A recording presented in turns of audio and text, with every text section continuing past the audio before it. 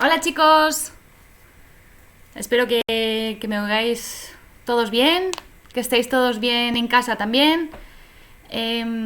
Bueno, están siendo unos días extraños y menos mal que existen iniciativas como estas, ¿no? Para poder charlar de vez en cuando entre todos y así pues pasar el tiempo sobre todo y seguir dedicándonos a lo que nos gusta, que es la fotografía.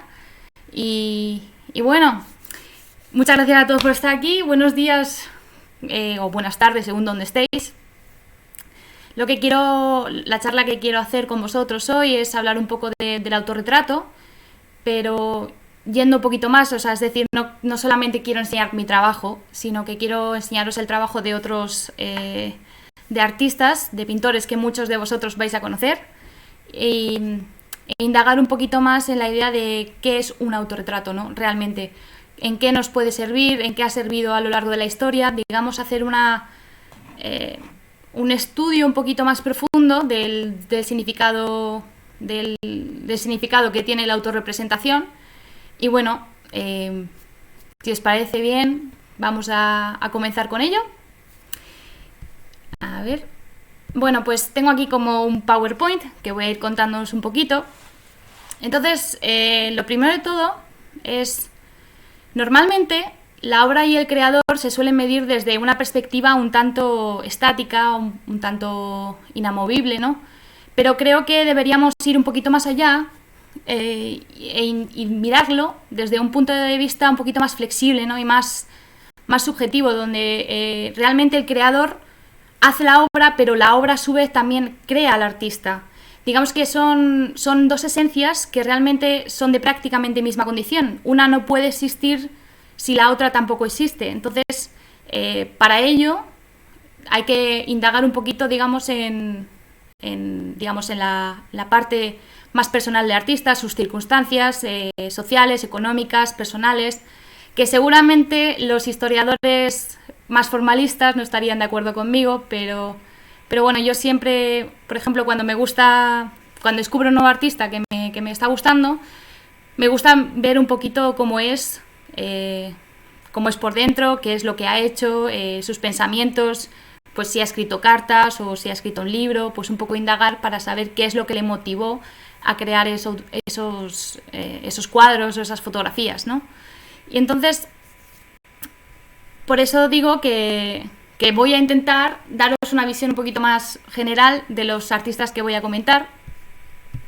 Porque, por ejemplo, si nos vamos al Renacimiento o nos vamos a la Edad Moderna, hay que tener en cuenta, por ejemplo, existían los promotores o por así decirlo, los mecenas, ¿no? Que hacían el encargo de las obras a los clientes y el caso es que a pesar de eso, a pesar de que estaban bastante dirigidos, digamos, por el cliente, también es importante tener en cuenta el estatus social que tenía ese artista o también si era económicamente independiente. Por ejemplo, muchos autores hablan del Bosco, el por qué creó ese mundo tan fantástico en sus cuadros, a pesar de que muchos de ellos eran encargos, y muchos opinan que seguramente sea porque estaba bastante bien valorado en la sociedad, tenía bastante nivel económico y también en su ciudad natal también estaba muy bien considerada la familia, ¿no? Que era un taller de un gremio, por así decirlo, un taller de pintores, toda la familia. Y entonces seguramente esa libertad, esa economía también impulsó el que hiciera esas obras tan curiosas y que tuviera tanta independencia creativa en su obra. Entonces, ahora sí, más allá de ello, es hablar del autorretrato. ¿Y qué es el autorretrato? Bueno, todos sabemos qué es el autorretrato, es decir, sabemos qué es hacerse una foto a sí mismo o pintarse a sí mismo. Ahora, hoy en día, pues todo el mundo sabe lo que es un selfie y mucha gente, a mi parecer, bueno, yo personalmente distingo entre lo que es un autorretrato y un selfie. Y entonces, pues, ¿qué es un selfie? Bueno, todo el mundo nos hemos hecho un selfie alguna vez, eso creo que está a la orden del día. Ahora el selfie, la diferencia del autorretrato es que creo que es más superficial en el sentido de que es algo espontáneo, no es algo pensado, no suele tener un mensaje muy profundo detrás, sino simplemente, por ejemplo, pues para decir a dónde has ido o con quién estás o a dónde vas, por ejemplo. Seguramente muchos de vosotros habéis visto memes parecidos a este, que es el de cuando activas sin querer la cámara frontal, porque eso seguro que nos ha pasado a todos. A todos. A mí personalmente es muy común que me pase porque normalmente lo tengo en modo selfie, en modo cámara frontal el móvil, con lo cual me sale mucho. Y os voy a enseñar mi top 3 de fotografías, de selfies con la cámara frontal sin querer, de haberlas hecho sin querer. A ver, ahí, que vais a ver que es magia pura. Ahí están. Sé que es fantástico, lo sé. Bueno, yo creo que ya hemos perdido toda la vergüenza, ya nos conocemos, ya conocéis cómo es mi cara recién levantada o mis malas perspectivas en la cámara, así que vamos a empezar con lo serio. Entonces, volviendo a la idea de qué es el autorretrato, bueno, pues es eso, es la creación de una obra en la que el artista representa su propia imagen. Hay que pensar que el ser humano, desde los inicios, siempre ha buscado la autorrepresentación, es decir, el autoconocerse y la aceptación de sí mismo como ser pensante y conocedor de su propio yo, ¿no? De su propio interior. Entonces, desde el primer año de vida, el hombre comprende que es, o sea, es decir, que existe, pero aún no sabe lo que es. Entonces, podríamos eso llevarlo a la historia de la humanidad, ¿no? El ir entendiendo y comprendiéndose, indagando un poquito más en el yo interior, en el yo personal. Entonces, el primer autorretrato que se considera así como el que se conoce, el primer autorretrato de la historia, es este, que es de Fouquet y es de 1450 y es un medallón. Lo curioso de esto es que Fouquet era un artista que nunca firmaba sus obras, era pues típico todavía en estas épocas que fueran todavía los autores un poco anónimos. Entonces, pero esta es la única obra que tiene suya que firmó personalmente, entonces realmente lo que quería decir es aquí estoy yo y quiero mantenerme, ¿no? para la posterioridad, para que los demás me recuerden cómo era y cuál era mi trabajo. Entonces, más allá, digamos, de la representación física del autor, podemos observar a través de varios autores que se han autorretratado, que luego iré comentando, que el autorretrato también puede servir para canalizar situaciones, vivencias o emociones que que hayan estado agitando el estado mental del autor, ¿no? Entonces podríamos considerar el autorretrato como una manera también de aceptarse, de asimilar o incluso de paliar esos problemas, traumas o pulsaciones que pueda tener el artista. Porque también hay que considerar que no solamente sirve para, digamos, por así decirlo, sentirse mejor con uno mismo porque ha tenido un problema a lo largo de su vida, sino también como un claro ejemplo es Dalí, Salvador Dalí, que se autorretrató bastante. También proyectaba a través de sus cuadros sus obsesiones sexuales y también sus pulsaciones y fantasías, deseos, por así decirlo, y disparates que creaba. Entonces también puede servir de una manera de canalizar todas esas emociones o esas ideas, esos conceptos que la sociedad no suele aceptar por la moralidad, y entonces lo proyectan a través del arte. Es una manera digamos, desinhibirse a través de un acto creativo sin, por ejemplo, ser juzgado personalmente. Hans Bellmer, no sé si alguno lo conocéis, pero también es un caso bastante particular en cuanto a obsesiones y pulsaciones. Pero bueno, tiene una serie que se llama La Muñeca y allí pues lo que hacía era crear muñecas como muy extrañas, que algunas veces le faltaba algún miembro estaba totalmente distorsionada la figura de femenina, y entonces básicamente era una manera de purgar aquellos pensamientos que eran bastante oscuros acerca del cuerpo de la mujer, esas obsesiones que tenía y las canalizaba a través del arte. Es decir, no hacía daño a nadie, simplemente utilizaba el arte como una manera de expulsión, de purgarse de todo aquello que socialmente y, por supuesto, moralmente y demás, no estaba bien visto. Entonces, además, el creador incluso puede llegar a crear una propia realidad, nueva realidad de sí mismo, a través de la creación de un alter ego, que es la idea así como de representación del artista transformado en un nuevo ser que prolonga a su vez su estado físico y mental. Por ejemplo, estos dos casos que os he puesto es Picasso y Pierre Molinier, que Picasso, por ejemplo, el toro lo consideraba un alter ego de sí mismo, y Pierre Molinier era un fotógrafo que básicamente se travestía y se convertía en una mujer en sus fotografías. Entonces, esta idea también resulta propia de los autorretratos. Salen muchos, además no tiene por qué ser tan extravagante, tan radical el cambio de alter ego. Simplemente el hecho de transformarse en un personaje dentro del cuadro ya se convierte en sí en un alter ego de uno mismo. Luego, a su vez, considero que el autorretrato puede resultar ser un método catártico, es decir, una manera de purgar diversos estados físicos, mentales y existenciales acerca de personales de uno mismo, que pueden ayudar al creador a encontrarse mejor con uno mismo. Entonces, además, no podemos obviar el hecho de que también existe el autorretrato como acto creativo narcisista. Eso es indudable, o sea, no podemos obviarlo. Y además el narcisismo no tiene por qué tener las connotaciones negativas que se suelen, pues, aplicar, ¿no?, a este término. El término viene de Havelock Ellis, que lo definió como un amor desviado hacia la propia imagen, y lo llamó Narcissus-like.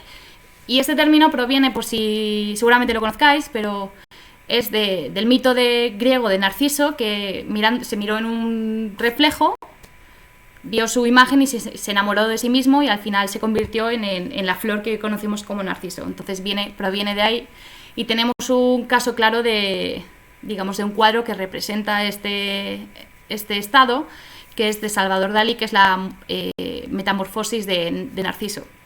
Entonces, sí, tenemos que entender que todo el mundo, todos los seres, cuando nos vemos reflejados en un espejo, obviamente vemos que vamos cambiando, es decir, con la edad vamos haciéndonos mayor, y suele pasar que se acaba teniendo un cierto temor hacia tu propio reflejo, hacia el otro yo que te ves reflejado, porque claro, ves cómo va pasando el tiempo, y también en la condición de mortalidad que tenemos, ¿no? También es una prueba de ello, del paso del tiempo y al final la inevitable muerte. Entonces, con eso digo que el autorretrato también es una manera de decir, aquí estoy yo, pues es una manera de mantenerse en el tiempo, ¿no?, indefinidamente. O sea, es decir, quizá el cuerpo no exista y llegará a desaparecer con la muerte, pero nos seguiremos manteniendo, nuestra persona seguirá estando en nuestros autorretratos, en nuestra imagen. Además, bueno, no solamente eso, sino que si lo pensamos, en sí no existe la realidad.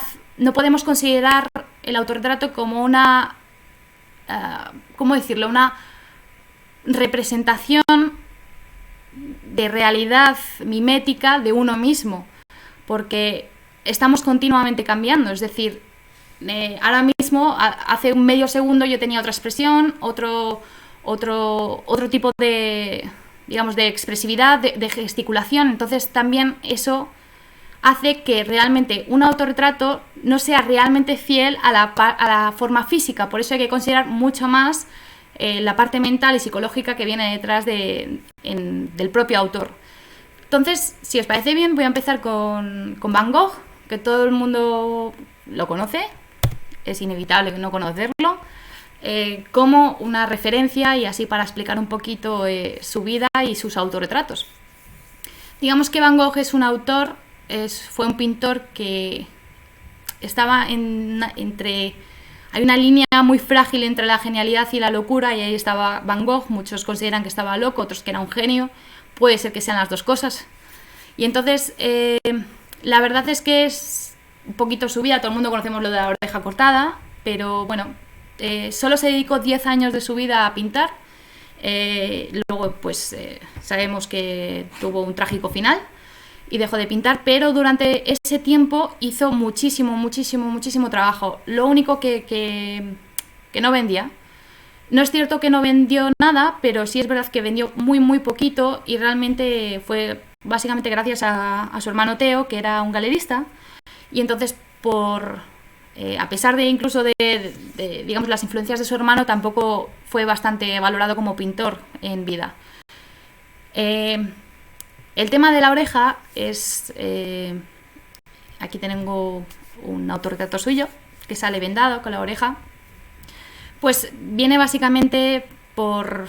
Bueno, realmente no se sabe el por qué lo hizo, simplemente que justo estaba con Gauguin, otro pintor, y estaba en un estado bastante caótico en ese momento Van Gogh, donde, por ejemplo, idealizaba mucho la figura del pintor francés Gauguin, pero de repente sus personalidades eran totalmente contrarias. Incluso ahí se dice que incluso Gauguin despreciaba un poco a Van Gogh, y él se sintió un poco defraudado, ¿no? O sea, Van Gogh se sintió un poco defraudado por la presencia de Gauguin, de cómo era con él.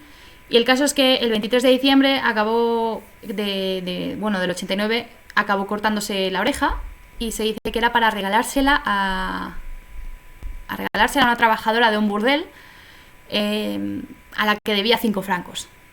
Y entonces, también lo curioso de este autorretrato, además de que podemos apreciar que la historia de... Bueno, se ve que realmente hay gente que puede creer que no se cortó la oreja. No se la cortó entera no se la cortó. Es cierto que se cortó pues muy poquito, creo que es parte de un lóbulo. Pero el caso es que, por ejemplo, en este cuadro, realmente lo que sí sabemos es que la oreja que se cortó era realmente la izquierda y no la derecha.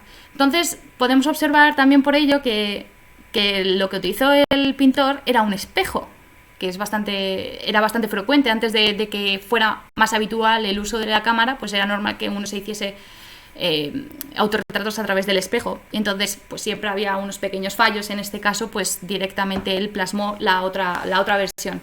Entonces la oreja parece que es la derecha, pero realmente es la izquierda. Luego también se considera que hay 2 etapas dentro de la vida de Van Gogh como pintor, que es la etapa prepsicótica y la etapa esquizofrénica. Y la prepsicótica termina cuando se corta la oreja, básicamente. Y de ahí fue llevado a un psiquiátrico en Saint-Rémy. Y aquí, por ejemplo, tenemos una obra que creó durante su estancia en el asilo, que la verdad es que la vida de Van Gogh se puede entender bastante bien si nos leemos unas cartas a su hermano, que se llaman cartas a Theo, donde va contando sus experiencias y vivencias a lo largo de la residencia, o sea, a lo largo de la estancia del hospital.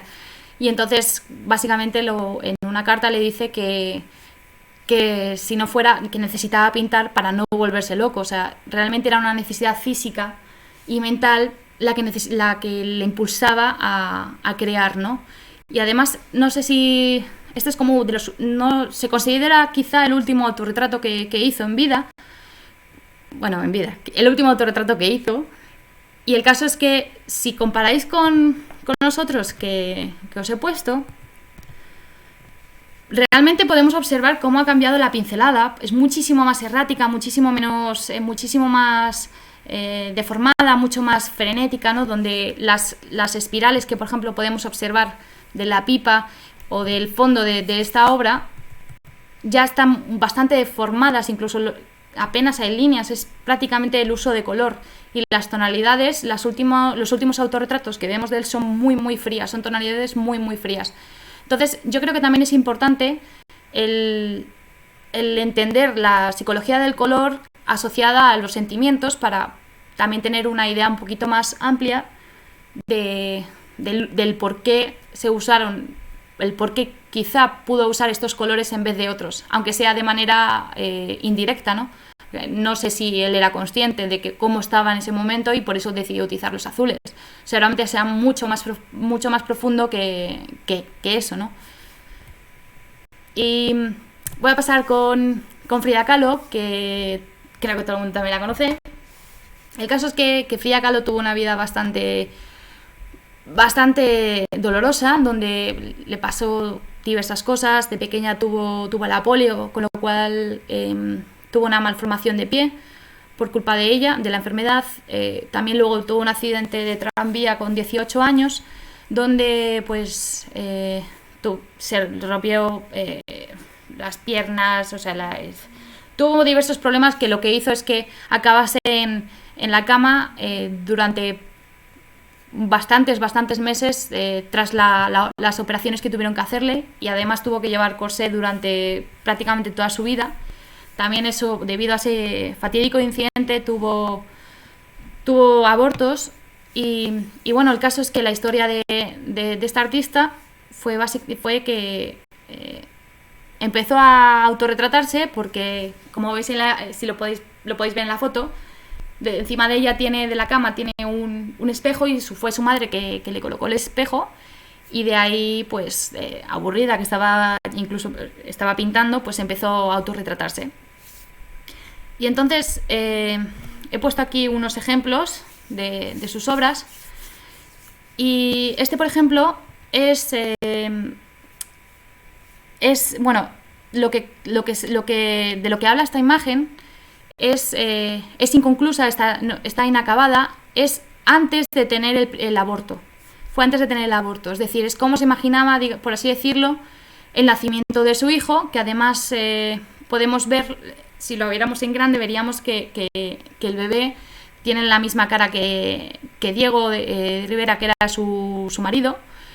Una gran obsesión la que sentía por su marido. Yo creo que incluso era una relación bastante tóxica por diversos motivos.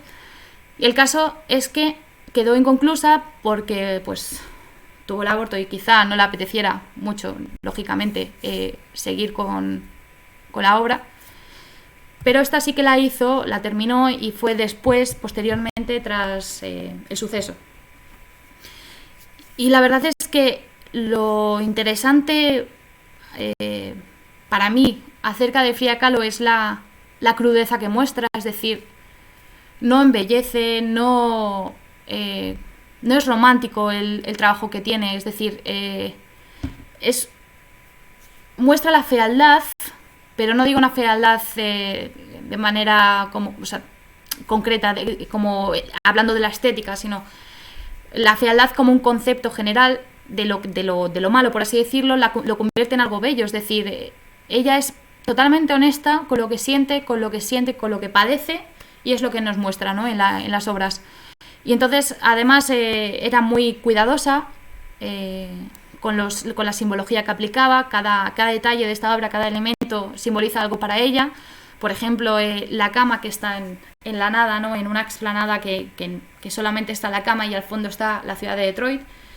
Es lo que quiere darte soledad. Luego, diferentes elementos que se conectan como cordones umbilicales, que bueno, nos muestran, por ejemplo, el bebé que al final no pudo tener, o un caracol que según ella, que explicó que era porque el aborto fue muy lento, como un caracol, y diferentes elementos que al final nos explican qué es la obra, ¿no? Entonces, claro, no podemos hablar con ella, no podemos saber qué sintió con el paso del tiempo al volver a ver esta obra, pero yo creo que no solamente estos accidentes, o sea, tanto este suceso que tuvo en su vida, como las operaciones que tuvo, que tenemos obras en las que se ve como si tuviese una columna totalmente metálica, pues todo eso al final yo creo que era una manera también era paliativo, ¿no? O sea, era un método catártico donde podría ella dejarse llevar y simplemente sentir lo que sentir, y directamente pintar todo aquello que le podía hacer mal, ¿no? Como un poquito ahuyentar, aunque sea durante un tiempo, ese estado mental que podía estar pasando, que podía sentir, y trasladarlo al lienzo. Otro ejemplo, Artemisia Gentileschi, que quizá algunos ahora cada vez es un poquito más conocida porque se le está haciendo bastante, se le está dando bastante importancia ahora a las pintoras, digamos, de la historia, a las mujeres pintoras, que no han sido tan valoradas como los hombres en su época. Y era una pintora de Roma, que la verdad es que dentro de lo que cabe, pues bueno, su padre también era pintor, dentro de lo que cabe, pues tenía bastante éxito dentro del taller de su padre, por así decirlo. Y el caso es que, de nuevo os voy a contar una historia que es bastante trágica. Bueno, el caso es que hizo esta obra, que es con el tema de Susana y los viejos, que es un tema fue bastante recurrido, sobre todo en la época que estamos hablando, en el siglo XVII. Y poco antes de hacer esta obra, fue víctima de una violación por parte del amigo de su padre, lo que hizo que, bueno, en esa época, desgraciadamente, el ser violada tú tenías que demostrar para empezar que realmente lo había sido. Y el caso es que pues hicieron un juicio contra este señor y al final lo ganó. No obstante, por el camino, lo que se hacía en estos juicios era básicamente torturar a la mujer. ¿Por qué? Para que dijera la verdad. Es decir, si normalmente, o sea, si te torturaban y tú decías no me han violado, para directamente no sufrir toda esa tortura, pues directamente te tachaban como mentirosa y te denostaban. Ahora, si aguantabas esa tortura, como hizo ella, que incluso juraría, si no recuerdo mal, que le rompieron algún dedo por el camino, pues nada, te lo demostraban y entonces, no obstante, socialmente no estaba fatal visto que fueras la víctima de la violencia de género. Y claro, pues tuvo que al final irse de Roma, se tuvo que ir para hacer una nueva vida por culpa de este hombre, de este ser. Y el caso es que esta obra, a pesar de que no sea un autorretrato, una representación física de ella misma, podemos observar que realmente justo después de haber pasado por este trauma, por esta experiencia tan horrible, crea esta obra. Y además, si la comparamos con las obras de este mismo tema de otros autores como, por ejemplo, Guercino o Tintoretto, podemos observar que son muy, muy distintas. Fijaos, por ejemplo, en la de Tintoretto con la de Gentileschi. ¿Qué vemos? Pues básicamente es esta historia que básicamente habla de que una mujer, Susana, se está bañando y hay unos viejos que están espiándola, es así. Pues el caso es que mientras que la de Tintoretto está ella tranquilamente, plácidamente, pues bañándose y los viejos la están espiando, en la otra Susana ha sido consciente de que se está siendo vista y además los repudia, o sea, los está echando. Hay bastante violencia en esta obra. No solo eso, si vemos esta, que es la de Judith y Holofernes, disculpad, también, que bueno, es también un tema bastante que se llevó a cabo bastante. Pues el caso es que ella, quizá podríamos decir que la de Caravaggio también, la versión de Caravaggio también, pero aquí hay una expresividad monumental, o sea, es monstruosa la expresividad que muestra, o sea, la crudeza y digamos, la sangre fría que muestra Judith al a decapitar a Holofernes, al igual que también la expresión tanto de Judith como de su compañera, que está sujetándolo con mucha rabia, y hay mucho movimiento, hay mucha expresividad, mucho carácter en estas obras, a diferencia de otras versiones que podemos observar de este mismo tema. Entonces, por eso quería también hablar de ella, que aunque no sea un autorretrato directo, sí que quizá podríamos hablar de una autorrepresentación indirecta, es decir, más bien de los sentimientos que de uno mismo, que de la representación física de uno mismo. ¿Segundo? segunda.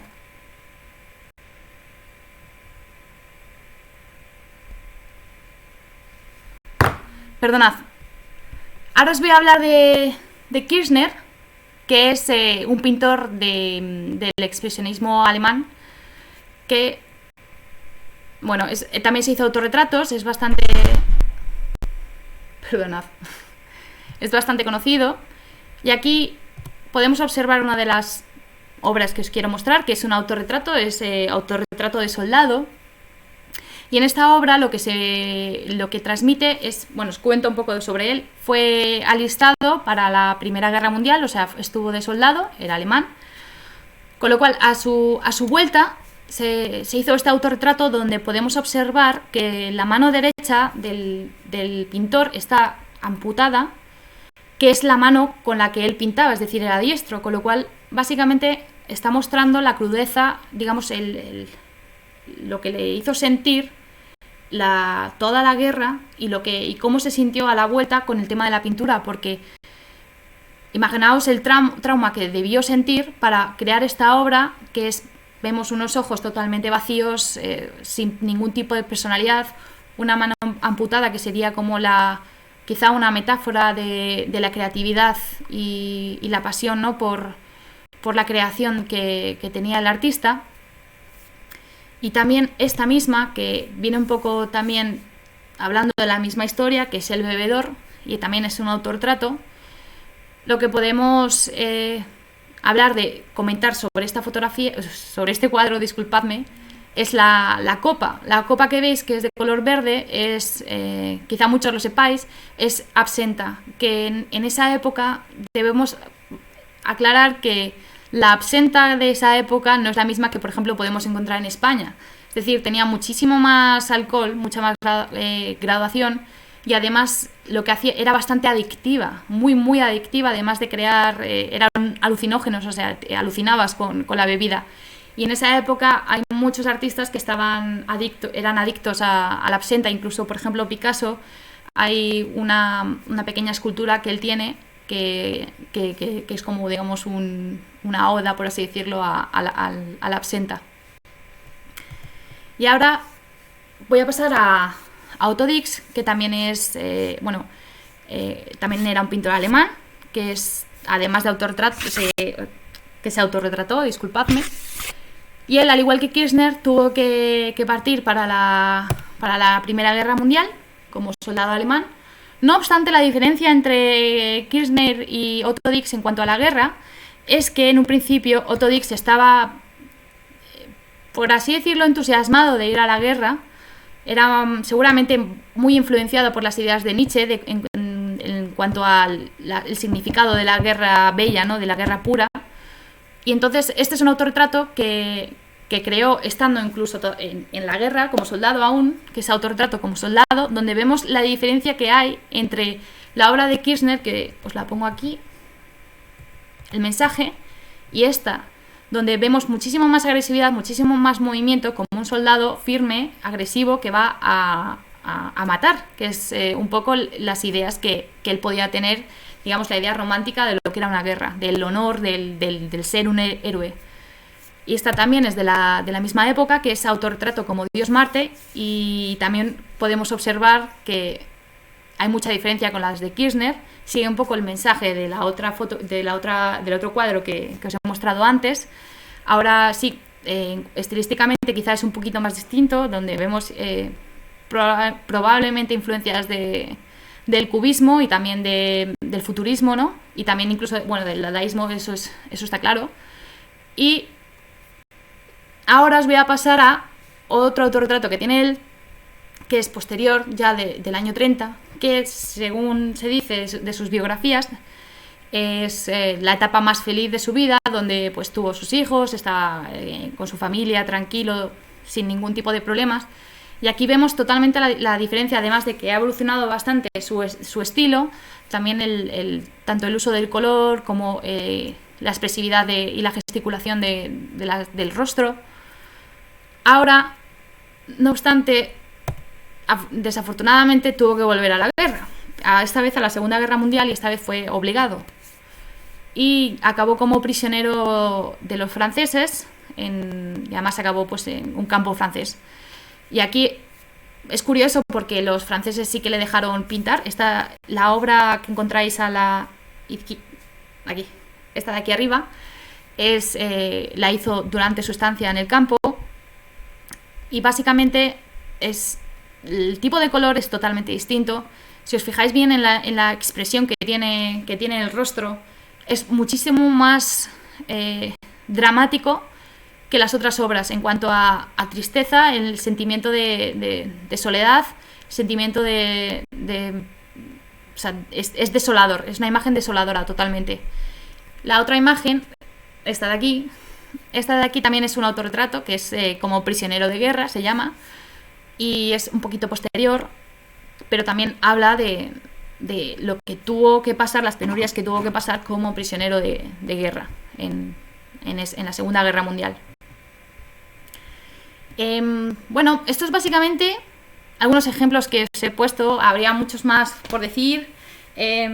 Sí que me gustaría, quizá luego, si queréis, pues hablaros de algunos libros que tengo por aquí de diferentes pues autores que me gustan, de pintores que me gustan y artistas que quizá, si os gusta este tema, también pues os interesaría. Ahora quería hablaros un poquito de mi experiencia como el autorretrato, porque no lo he dicho al principio, pero me dedico sobre todo al autorretrato artístico. Y entonces esta es la ventana con la que empecé yo a hacer fotos, donde colocaba la cámara en el alféizar y pues me hacía las fotos desde el interior. Y empecé, pues, descubrí la fotografía con 13 años, y digamos que este fue el primer autorretrato, fotografía con la que me sentí muy orgullosa. Y la verdad es que empecé el autorretrato básicamente por necesidad, porque yo sabía que quería hacer retratos de seres humanos, y sobre todo de cuerpos femeninos, de mujeres. Y el caso es que en esa época no tenía, digamos, muchos recursos para conseguir modelos, y además pues lo típico de que tus amigas no están...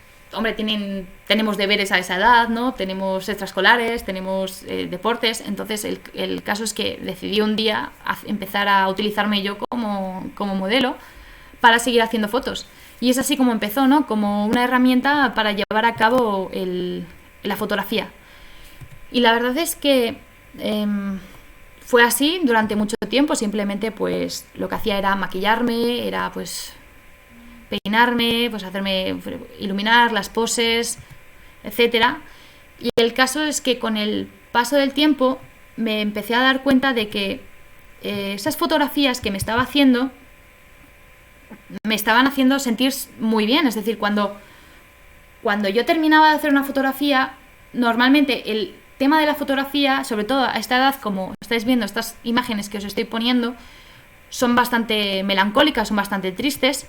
Y el caso es que a esa edad, como yo creo que casi todos los adolescentes, a ver, que somos así, que de repente estamos alegres, contentos, tristes, a esas edades, pues el caso es que me sentía mucho mejor después de haber explotado durante la sesión. No solo eso, o sea, me servía como terapia para expresarme, para expresar mis temores, mi ansiedad, mi angustia, por así decirlo. Pero además, a día de hoy, sobre todo, puedo ver que también es como un diario, ¿no? O sea, el autorretrato que me hice, a lo mejor un autorretrato que me hice con 14 años, a día de hoy, si lo veo, pues sé perfectamente qué es lo que sentía y pensaba en ese momento. Digamos que en vez de un diario escrito, es un diario totalmente visual. Entonces, es también muy curioso que a veces, pues, recuerdo tonterías, por así decirlo, cosas que a lo mejor a día de hoy no me acordaría porque resultan insignificantes por cómo me siento a día de hoy, pero viendo ciertas fotografías sé cómo me sentía y lo valoro muchísimo más, ¿no? El haber superado ciertos problemas que me ha ayudado muchísimo la fotografía, el autorretrato me ha ayudado muchísimo. Y entonces, pues por eso a día de hoy sigo haciendo autorretratos, porque me siento bien haciéndolos, porque a veces hay gente que quizá escriba, hay gente que que canta, hay gente que se va a correr, pero bueno, ahora no, espero que nadie esté saliendo a correr, pero el caso es que es lo que mejor me viene, o sea, personalmente, y por eso le doy tanto valor al autorretrato, por eso siempre aconsejo que uno se intente fotografiar a sí mismo, porque además lo bueno del autorretrato es que realmente eres tú el único que está viendo todo lo que haces. Es decir, no hay ninguna persona que te vaya a juzgar, no hay nadie que vaya, por así decirlo, contaminar tu idea. Eres tú el único. Si la sesión sale mal, si no te gusta, no pasa nada. Digamos que esto es algo más personal que otra cosa. No hace falta hacerlo público. Hay gente que me escribe o me dice que tiene vergüenza o que no es fotogénico. Pero el caso es, eso no es lo importante. Lo importante es ser honesto con uno mismo, o sea, profundizar y sacar a la luz todo aquello que necesitas, por así decirlo, vomitar, ¿no? Tanto, no solamente, bueno, ahora os pondré, no solamente tienen que ser fotografías tristes como las que os he puesto, también puede ser de momentos, acontecimientos alegres de vuestra vida, momentos importantes. Y además, por ejemplo, de esta fotografía, además el autorretrato me ha aportado muchas cosas digamos que me ha ayudado a aceptar ciertas partes de mí misma que no me gustaban. Creo que como todo el mundo algún complejo se tiene, y el caso es que, pues por ejemplo, uno de los que yo creo que a día de hoy, gracias a Dios, cada vez menos, pero un complejo muy común es el de las estrías, que bueno, cuando hice esta fotografía, bueno, visteis que es totalmente tumbada y además pues tenía un flash, estaba utilizando un flash solamente, y el caso es que cuando vi la fotografía en alta resolución, cuando estaba editándola, me di cuenta de que las estrías que pues yo tengo en las caderas, tengo pues en el culo, yo creo que como casi no lo sé, el 90% o más de las mujeres tenemos alguna estría, y también hay hombres que las tienen, o sea, digamos que es una parte natural de nuestro cuerpo, pero siempre me dio mucha vergüenza pues ir a la playa y que se me viesen, ¿no? Pero en esta fotografía especialmente me encantaron porque eran como destellos totalmente reflejados por el flash, o sea, salían muchísimo más gracias al flash, y me recordaban como pequeños relámpagos, ¿no? Plateados que recorrían la cadera, y le daba un poquito más de personalidad o digamos más crudeza, ¿no? a la imagen. Entonces decidí dejarlos, y de ahí le di como una especie le di valor a las propias estrías. Dije, jolines, incluso para una fotografía pueden servir. Entonces digamos que de ahí empecé poco a poco a aceptarme un poquito más en cuanto a esas tonterías como son las estrías, ¿no? Y también, por ejemplo, a día de hoy apenas tengo las paletas separadas, pero cuando era más pequeña, pues los dientes estaban, las paletas y en general todos los dientes estaban súper separados. Y era un complejo que tenía bastante grande, no sonreía nunca en las fotos, en las fotografías un poquito más, o sea, artísticas, incluso pues con la boca cerrada para que no se me vieran. Pero en esta fotografía, al ver la boca abierta y que se me veían los dientes separados, me encantó. O sea, me encantó cómo quedaba, digamos que le daba un poquito más de profundidad a la estética, le daba un poquito más de fuerza a la estética que quería proyectar en la fotografía.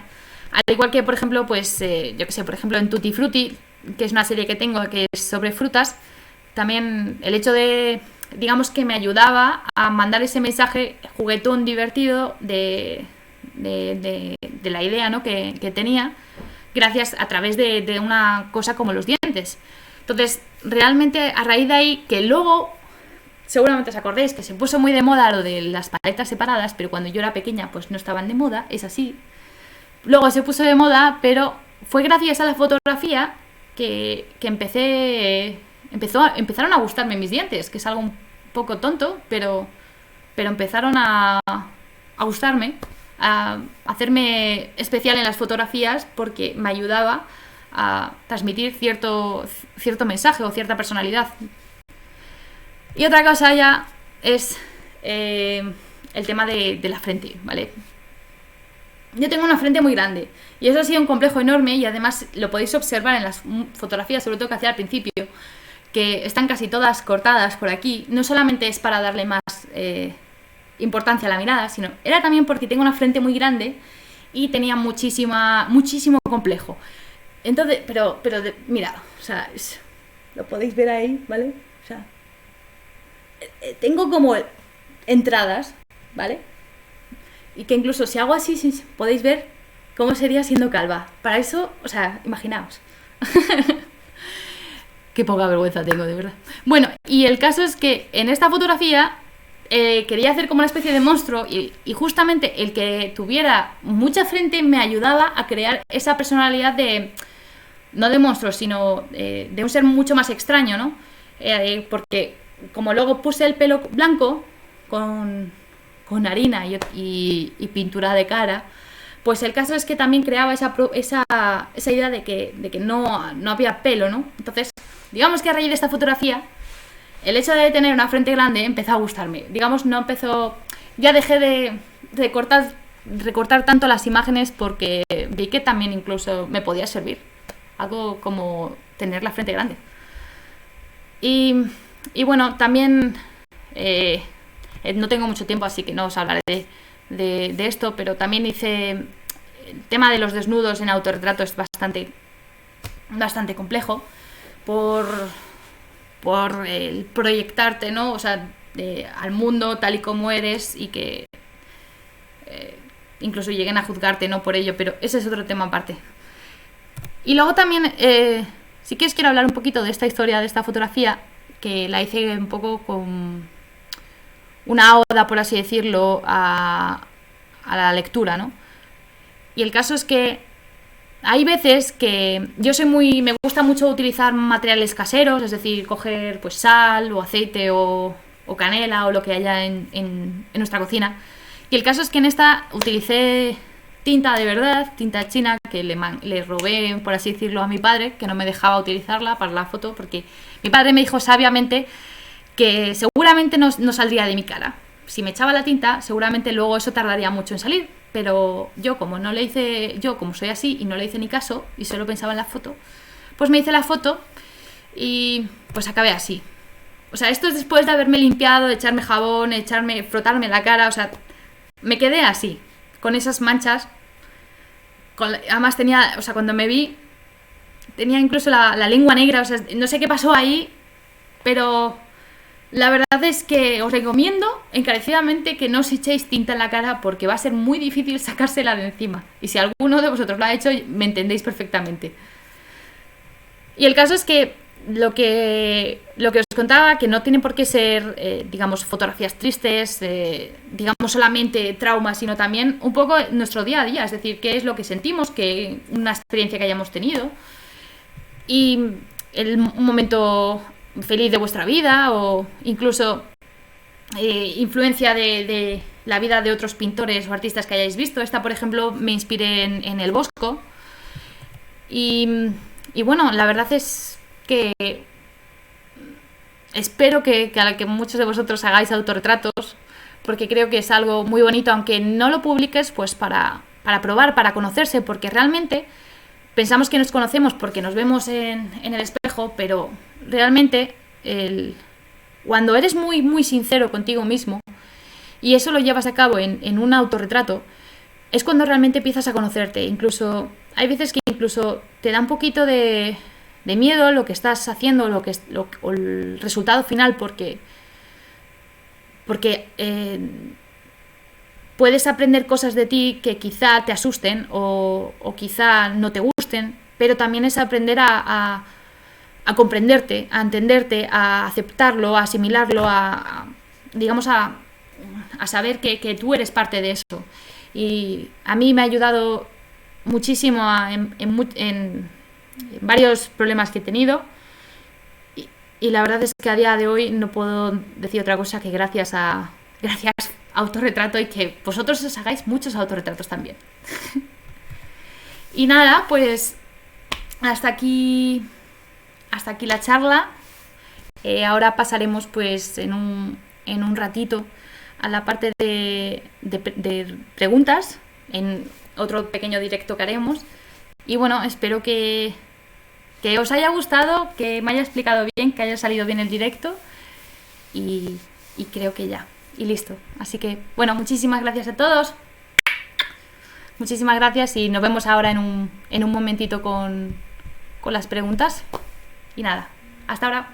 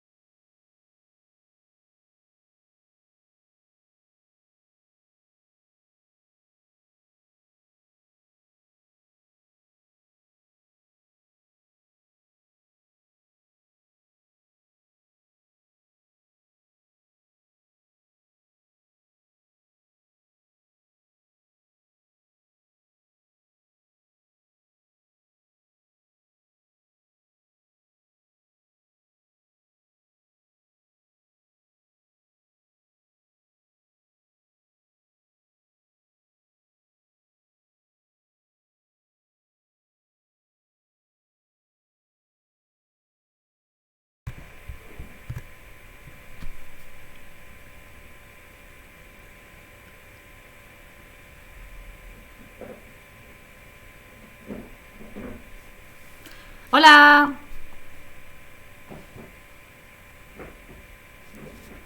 Hola a todos, ¿me oís bien? Hola. Pues el caso que aquí estamos para contestar lo que queráis. Espero que os haya gustado el directo de antes.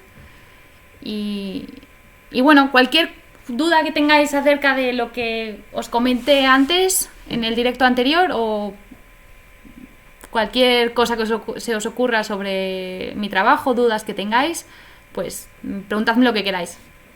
Aquí os estoy leyendo para lo que sea. Espero eso, que os haya gustado el directo.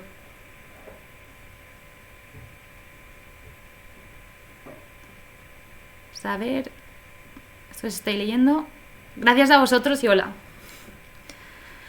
Mira, aquí me pregunta Mario, ¿tú misma disparas o te ayuda alguien a hacerlo? ¿Cómo te autoenfocas? Pues sí, yo misma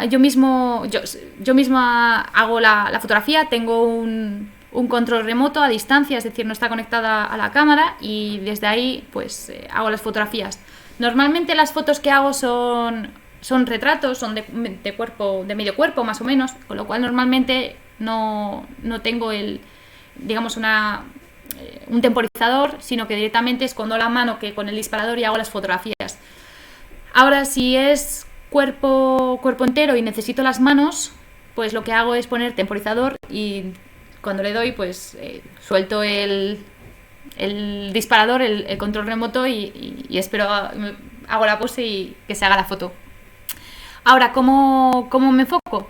Pues normalmente lo dejo en automático porque normalmente mis fotografías no suelen tener muchos elementos, es decir, no hay mucho atrezo, por ejemplo, de fondo, con lo cual es fácil que directamente me apunte a mí, me enfoque a mí y además, pues a no ser que me interese la profundidad de campo, es ahí cuando ya lo hago de manera manual y es prueba y error, es decir, me pongo delante, hago una foto, pruebo.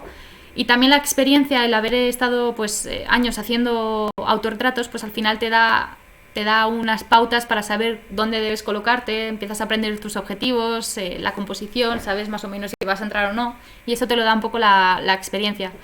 Si es cuerpo entero y es mucho más complejo porque hay más elementos, por ejemplo, si estás en el campo y hay pues bastante vegetación, hay árboles o lo que sea que puedan distraer el punto de enfoque automático, entonces lo pongo en manual y coloco un objeto, o pues si voy con alguien pues que se pone como mi modelo en ese momento, enfoco y después ya me coloco yo en el punto donde estaba ese modelo o ese objeto y es así como pues suelo enfocar.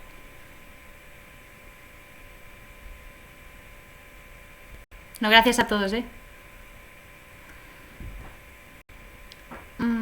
¿Has movido tus fotos por exposiciones y galerías? Y si es así, ¿cómo? Pues sí, he hecho exposiciones, algunas individuales, otras colectivas. Sobre todo estuve representada por una galería bastante años cuando comencé. Lo que pasa es que ahora estoy un poquito separada del mundo de la galería, y de la exposición. No es bueno, es básicamente porque me gusta bastante controlar no a quién, sino la venta de obras, me gusta saber a dónde va, entonces estoy ahora mismo en una etapa en la que eso lo gestiono yo. Hay veces que de manera individual pues se ponen en contacto conmigo y es ahí cuando, para llevar a cabo una exposición, y es ahí cuando pues lo manejo yo desde casa y las imprimo yo y vamos colocándolas.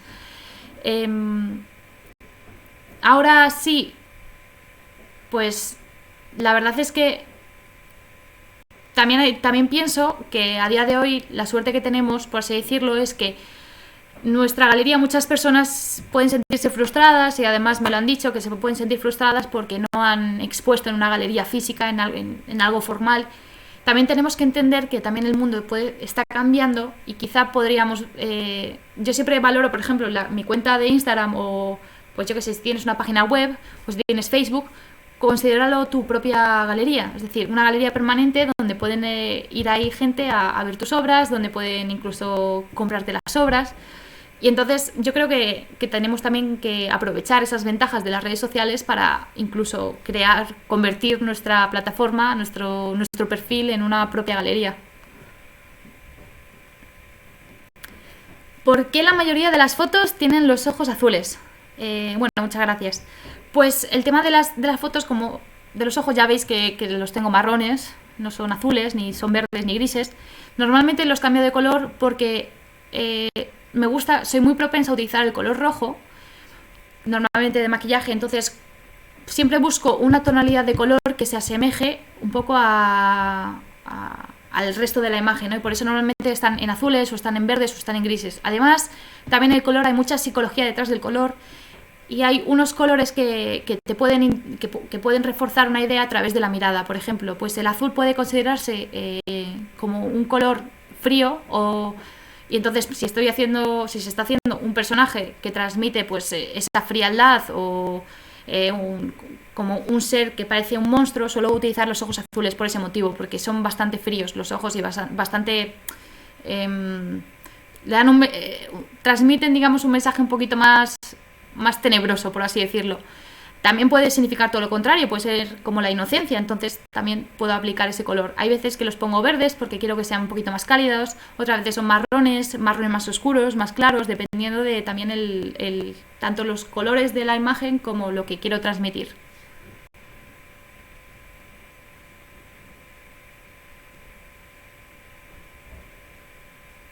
A ver, os estoy leyendo, perdonad. ¿Cómo gestionas el proceso de introspección para saber lo que necesitas sacar en cada autorretrato? ¿Cuánto tiempo te puede llevar ese proceso? Pues eso que me cuentas, este proceso, realmente, yo siempre lo digo, o sea, realmente la idea por ejemplo, para conseguir el concepto, la inspiración puede venir de cualquier lado, ¿no? Por ejemplo, hay veces que hay una palabra que me ha llamado la atención, que he descubierto, que me parece interesante, ya sea por cómo suena o lo que significa, y entonces a raíz de ahí puedo intentar buscar o aplicarme esa palabra en algún momento de mi vida, alguna experiencia. Entonces, realmente la idea es partir de algo muy pequeñito y de ahí tienes que trabajar la idea, tienes que darle más complejidad, más trasfondo, lo que necesites, encontrar el atrezo, pensar en los colores, la composición y al final vas transformándolo. Entonces, por ejemplo, si he tenido un momento, por así decirlo, una experiencia traumática en mi vida, puedo empezar pensando en cómo me siento, cómo me hace sentir el haber pasado por eso, y de ahí poco a poco, con toda la experiencia que tienes, con toda la práctica que tienes, con todo lo que hayas visto, cómo te hayas sentido en general a lo largo de tu vida, ir poco a poco esculpiendo o escalando, ¿no? esa idea hasta convertirla en un concepto bien concreto, bien cerrado, que puedas llevar a cabo. Entonces, realmente, también muchas veces hay que dejarse llevar. Es decir, yo he hecho fotografías que simplemente era porque necesitaba mostrar una emoción. Es decir, estaba, por ejemplo, pues muy triste, estaba en un momento malo de mi vida, pues a lo mejor lo único que necesitaba era llorar delante de la cámara y sacar eso. Entonces, hay veces que también la simpleza también nos puede ayudar para sacar lo que llevamos dentro, ¿no? Ahora, lo que siempre pienso es que cuanto más sincero seas contigo mismo, mejor te saldrá la fotografía y mejor te sentirás tú, que es lo más importante al fin y al cabo. En el tema desnudos, ¿hubo un antes y después para publicarla sin pudor o nunca tuviste ese pudor? La verdad es que cuando hice mi primer desnudo, la verdad es que no tuve ningún tipo de vergüenza, por así decirlo, ningún tipo de pudor a la hora de publicarlo, porque sí es verdad que cuando voy a hacer una fotografía, cuando voy a hacer un autorretrato, no me siento modelo, o sea, yo considero que no soy modelo, simplemente en ese momento, en ese mismo instante, estoy siendo una herramienta, un instrumento, ¿no? Al que maquillo, al que pues peino, al que coloco, al que ilumino para llevar a cabo la idea. Es decir, que me transformo en un personaje y no soy consciente de que soy yo la que está físicamente delante de la cámara. No sé si me explico, pero estoy haciendo un papel y no pienso en mí misma, por así decirlo, en ese momento. Entonces, cuando yo hice, por ejemplo, ese primer desnudo, lo publiqué sin ningún tipo de problema, como si fuera otra foto. Es decir, es el personaje. Para el concepto necesitaba estar desnudo, con lo cual, pues me desnudé delante de la cámara y así lo sentí. Lo que pasa es que luego vi un poquito digamos, la respuesta de la gente cuando vi esa fotografía, y ya es ahí cuando me entró un agobio bastante grande, como me entró un poquito de ansiedad al pensar por primera vez que sí, que era yo la que estaba ahí, que me estaba exponiendo de manera tan explícita delante de la gente. Y fue difícil de asimilar eso, fue muy difícil. Es algo raro lo que estoy contando, pero espero que me entendáis. O sea, estoy intentando comentaros cómo es el proceso. Y la verdad es que hubo comentarios de todo tipo. Había comentarios, pues, ya sabéis, había comentarios obscenos, había comentarios hirientes y había comentarios positivos, había de todo. Y bueno, pensé, yo no estoy aquí, yo no me he desnudado, yo no me he hecho un autorretrato desnuda simplemente para mostrarme. O sea, es que si el personaje necesita estar desnudo, pues es lo que voy a hacer. No voy a dejarlo únicamente porque soy yo la que esté físicamente expuesta. No pienso que para mí no es lo mismo una fotografía artística, un desnudo artístico, que puede ser simplemente ahora mismo coger una cámara, ponerme delante del espejo y hacerme una foto a mí misma desnuda. O sea, es algo totalmente distinto. O sea, es otro género, otro campo dentro de la fotografía, ¿no? Y bueno, a día de hoy ya sin pudores. ¿Quiénes son los fotógrafos que más te inspiran en tus trabajos? ¿De los cuales más admiras y por qué? Pues la verdad es que creo que lo que más me gusta dentro del arte es la pintura, es de donde más, digamos, inspiración saco. No obstante, dentro de la fotografía me gusta mucho Man Ray, me gusta también mucho Eugenio Recuenco, me gusta mucho también dentro de Nick Knight, dentro de la moda, Anne Leibovitz, también Joel Peter Witkin. Cada uno creo que tiene su toque personal, su toque especial. Ahora, bueno, también me gusta mucho Francesca Goodman, sobre todo porque se hacía autorretratos y son bastante impactantes, ¿no? O sea, muy conceptuales y muy artísticos. Y creo que es Francesca últimamente la que más me está interesando, ¿no? Investigar. Y tengo aquí, por ejemplo, un catálogo de ella.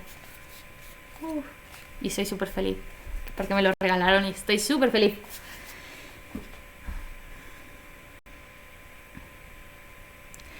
A mí me ha llamado la atención que hablando de autorretrato y como terapia no mencionas a Alberto García Alix.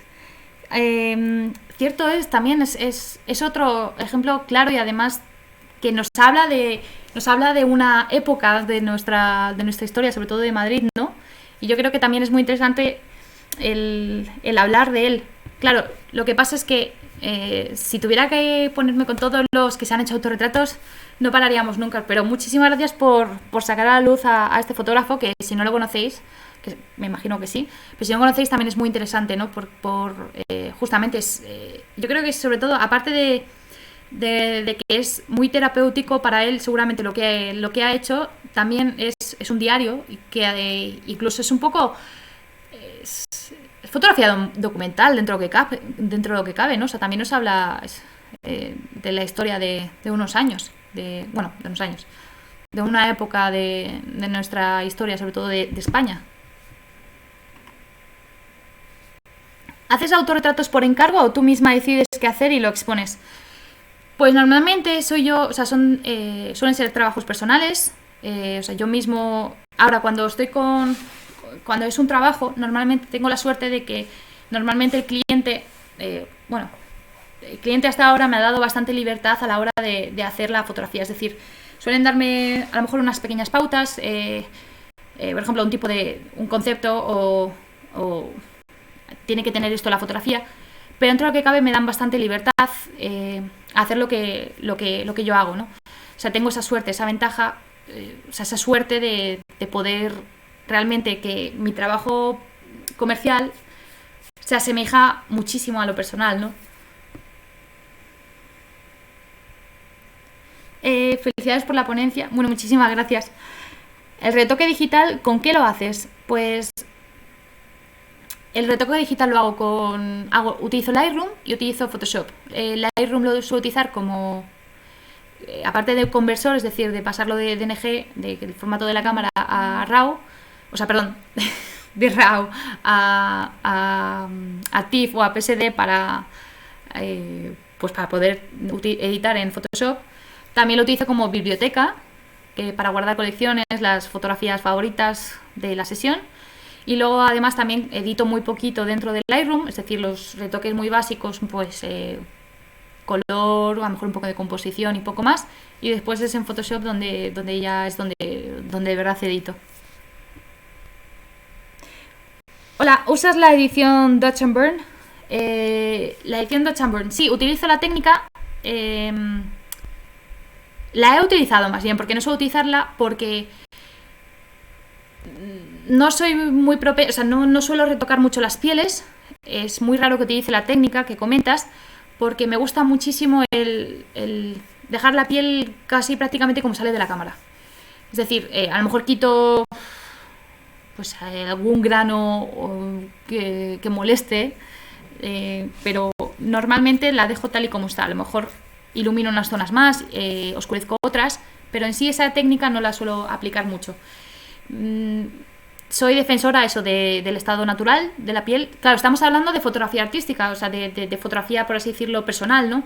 Si hiciésemos comercial, editorial o beauty, pues eso ya es otro cantar. Ahí así que tienes que editar la piel, pero en el caso de que estoy haciendo fotografía personal, prefiero dejar la piel casi como está. Incluso en algunas fotografías se ve entrecejo o se ve algún granito, pero si no molesta lo dejo. Es decir, me gusta muchísimo cuanto más natural pienso que más me ayuda normalmente a darle más, como así decirlo, más peso a la idea, ¿no?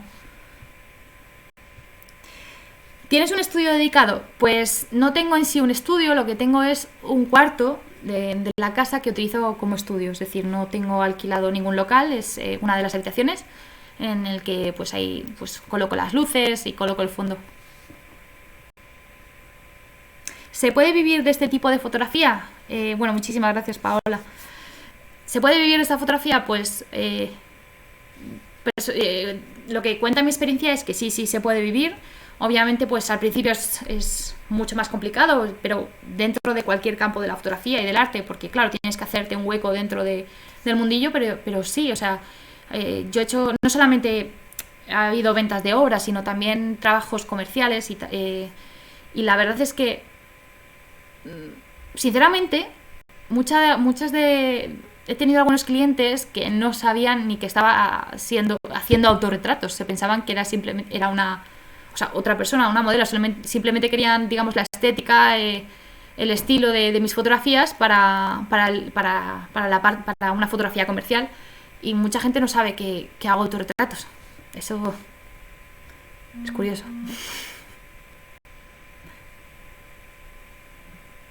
Bueno, muchísimas gracias a todos. Gracias, ¿Lo haces tú todo sola? ¿Lo haces todo tú sola? Normalmente sí. Es cierto que hay veces que necesito ayuda. Por ejemplo, pues si hay, yo qué sé, pues un reflector. Necesito poner un reflector para rebotar la luz en la zona de sombras y no tengo espacio para colocarlo. Pues sí es cierto que sí. Me puede ayudar mi pareja o pues mis padres o hermanos, quien esté en casa, pues lo agradezco bastante. También en el exterior he tenido que necesitar ayuda pues para yo subir a X sitio o para que salgan como modelos mientras enfoco. Es decir, que en ciertos aspectos la ayuda me ha venido bien. Ahora, lo que es el proceso, es decir, la sesión, eso... O sea, el hacer las fotos y todo eso, eso lo hago yo. Y bueno, y el maquillaje, sí, o sea, el maquillaje lo hago yo, no soy gran maquilladora, lo que hago es pintar una cara. Y luego es verdad que en algunas fotografías, en cuanto al peinado, si tengo a mi madre por casa, siempre le pido ayuda porque la verdad es que peina súper bien para hacer moños y tal, porque yo lo que hago es, pues necesito un moñito, pues hago así y ya está. Es lo único que hago. Coloco unas pinzas y listo.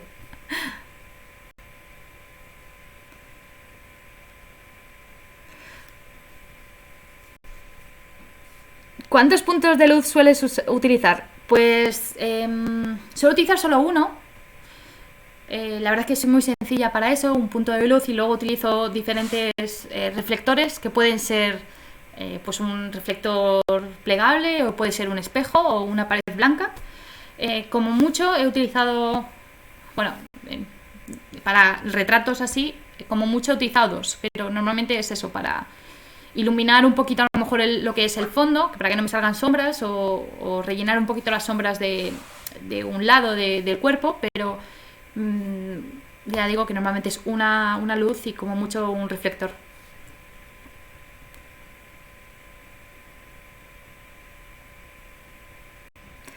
Gracias a todos. ¿Cómo has llegado a tener presencia mediática desde tan temprana edad? Bueno, yo creo que tuve bastante suerte en ese aspecto porque vino sin querer. Yo estaba en diferentes redes sociales, pues tenía una página de Facebook, una cuenta de Facebook, tenía hasta una cuenta profesional de fotografía de 20, que eso fue hace mucho tiempo, como imagináis. También tenía DeviantArt, Flickr, pues me hice una cuenta de YouTube, estaba en 500px, en fin, estaban muchas redes sociales de fotografía, por así decirlo, donde podía subir fotografías. Perdonad. Y el caso es que fue a través de Facebook, o sea, yo pues tenía un pequeño número de seguidores, o sea, pues no sé, estaba empezando, o sea, tampoco, pues tenía pocos seguidores, gente que me siguiera a diario, pero bueno, estaba bien, o sea, es lo normal cuando empiezas. Lo que ocurre es que tuve mucha suerte y fue mucha casualidad porque la hija del dueño de una galería aquí en España vio las fotografías, se las enseñó al padre el padre se pusieron en contacto conmigo desde la galería para llevar a cabo una exposición individual. ¿Qué pasa? Que ya digo que fue mucha suerte, porque justo que la hija viese las fotografías, pues es bastante increíble, ¿no? Y el caso es que, pues, claro, yo tenía ahí 15 años y quedamos, yo imaginaos pues con mis padres, ¿no? Que son mis tutores al fin y al cabo, yo era menor de edad, y se llevó a cabo. Y fue realmente gracias a esa exposición la que hizo que realmente hubiera más gente que hubo más gente detrás que viese mi trabajo, ¿no? Empezó a seguir un poquito más de gente y yo creo que de ahí fue poco a poco escalando, es decir, manteniendo las redes sociales, pensar las redes sociales como un trabajo, no solamente como un hobby, un poquito para, a día de hoy, pensemos que hace unos años lo normal era ir puerta a puerta, pues mostrando tu portfolio físico, y a día de hoy se puede seguir haciendo eso, pero es complicado. Pero a día de hoy tenemos las redes sociales como medio de difusión, o sea, realmente de mostrar, divulgar nuestro trabajo, ¿no? a posibles clientes. Y las redes sociales, yo creo que, o sea, yo nací con las redes sociales.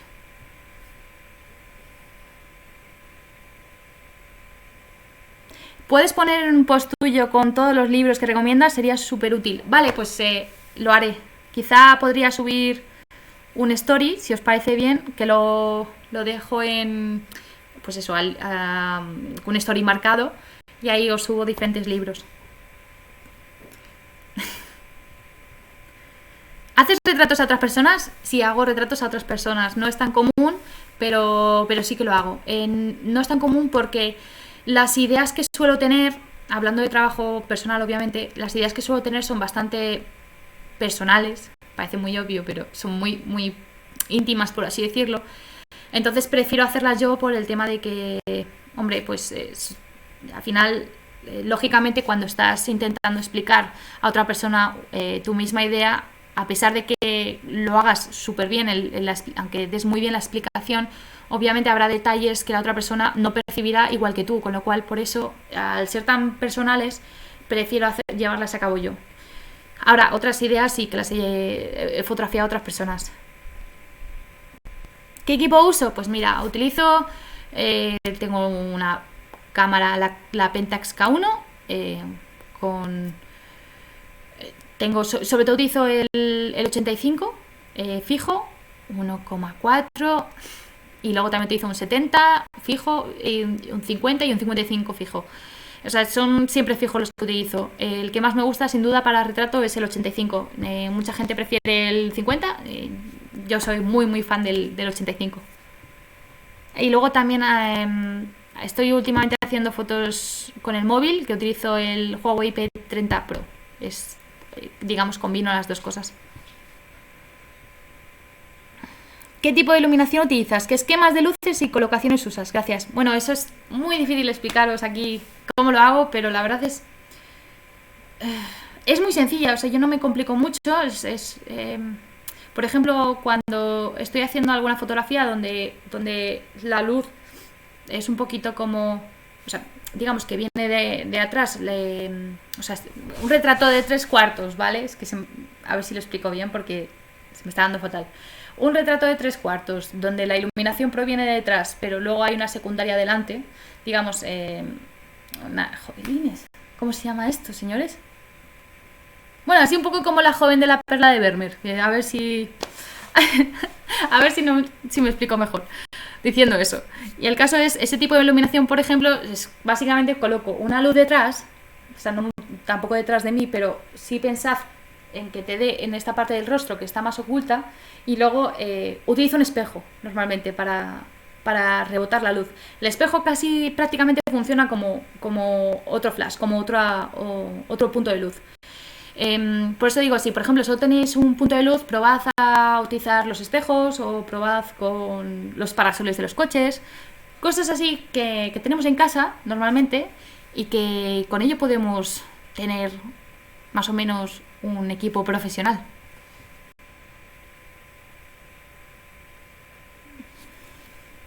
¿Qué consejo darías a quienes estamos empezando con el autorretrato? ¿Qué consejo? Pues lo primero de todo es, vamos a intentar quitarnos todos los miedos que tenemos acerca de cómo nos vemos, porque siempre hay que pensar que estamos haciendo una fotografía y no estamos para vernos bien, sino para transmitir una idea. Es como si hiciéramos foto a una modelo. Estoy hablando siempre en términos de fotografía artística. Entonces, eso, digamos, por mi parte, yo lo que hago es separarme un poco de cómo me percibo, cómo percibo mi imagen, y simplemente llevo a cabo lo que tengo que hacer. Aunque el maquillaje, si yo me veo, me maquillo, y estoy muy fea, no pasa nada, porque si la fotografía necesita ese maquillaje, si el autorretrato necesita ese maquillaje, lo voy a aplicar igualmente. Entonces, creo que eso es uno de los prejuicios que hay que abandonar cuando estamos haciendo autorretratos. Al igual que también lo más importante es lo que llevo diciendo, un buen rato es el tema de la honestidad, la sinceridad con uno mismo, es decir, intentar no dejarse nada. Y también siempre hay que tener en cuenta que no hay nadie, o sea, solamente estás tú y la cámara, es decir, no va a haber nadie que te va a juzgar por cómo sales, por cómo estás haciendo la foto, que si la idea es mejor o peor, o el maquillaje o el peinado, no hay nadie, solamente estás tú y la cámara. Si la fotografía, si el resultado final no te gusta, o sea, no ha salido como esperabas, no pasa nada.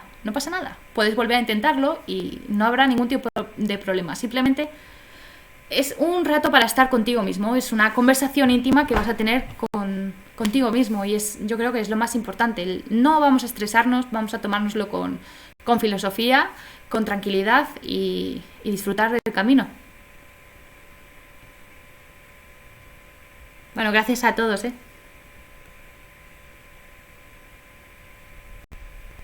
Muchas gracias a todos. ¿Qué tipo de fondos usas? ¿Telas, vinilos, papel? Pues tengo unas telas de toda la vida, o sea, desde casi que empecé, unas telas que compré que no reflejan la luz, son totalmente opacas, y luego también utilizo pared. Últimamente me da por las paredes, porque además casi todas las de mi casa no son totalmente blancas, es un tono como beige, marroncito, y últimamente me da mucho por ese tono. Luego también tengo pues otra habitación con una pared verde, y ahora de ahí luego también voy cambiando las tonalidades un poco para que se ajuste un poquito más a lo que necesito.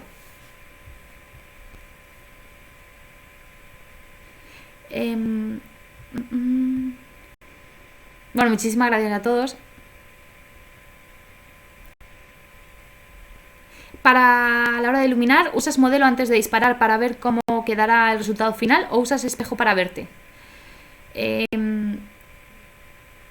No, modelo no utilizo. También tened en cuenta que llevo ya unos cuantos años haciendo fotografías, haciendo autorretratos, con lo cual más o menos ya conozco cómo funciona la iluminación, más o menos, sobre mis facciones.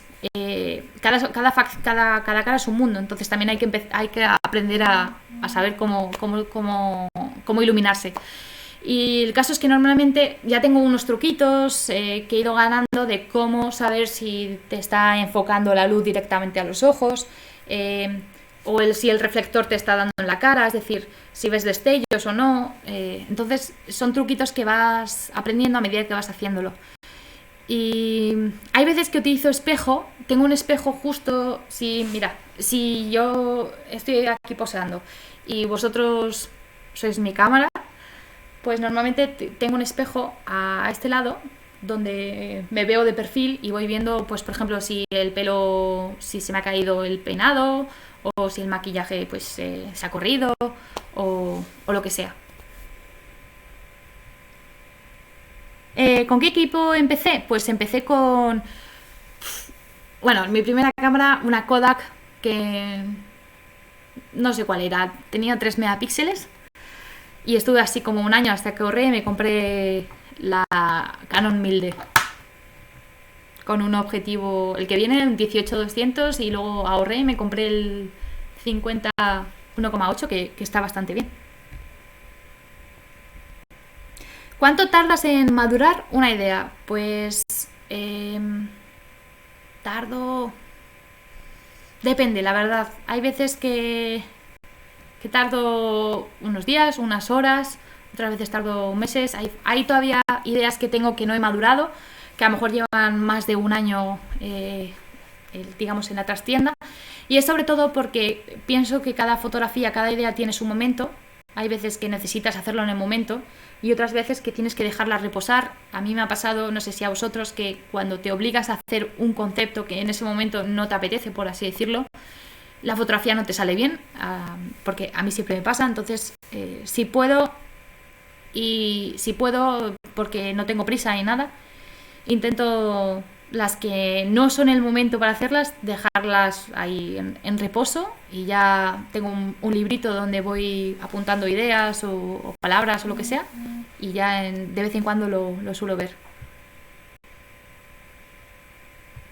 Y bueno, chicos, creo que tengo que ir terminando, porque de verdad yo me enrollo mucho y no podemos quedarnos aquí todo el día, porque de verdad acabaríais muy hartos de mí.